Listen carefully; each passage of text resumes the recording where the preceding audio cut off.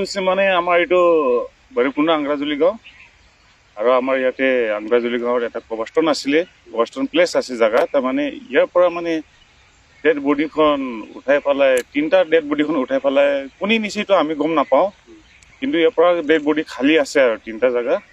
আৰু জীৱনত এনেকুৱা ঘটনা ঘটি যোৱা দেখা পোৱা নাই, কিন্তু এইবাৰ মই ফাৰ্ষ্ট টাইম দেখা পালো আৰু এইখিনিয়ে আৰু কোনে আমাৰ এইটো ভূটান সীমান্ত সীমা, কিন্তু কোনে নিছে কোনে কি কৰিছে এইটো এতিয়ালৈকে গম পোৱা যোৱা নাই। তো কি বিচাৰিব চৰকাৰক, কি ক'ব এতিয়া? চৰকাৰে এতিয়া এইবিলাক ইনভিটেশ্যন কৰি আছে নেকি, সিদিনাখন অলপ মানে চাই চিন্তি গিলে সিহঁতি চৰকাৰৰ মানুহবিলাক, সিহঁতে জানে এতিয়া কেনেকুৱা বিচাৰ কৰে কি কৰে। এতিয়াতো আমিতো শান্তিভাৱে এইবিলাক হ'ব নালাগিছিল, সেইবিলাক আমি বিচাৰ কৰো। আৰু নেক্সট বাৰ এনেকুৱা হ'ব নালাগে চৰকাৰ থাকোঁতে, এইখিনিয়ে আৰু।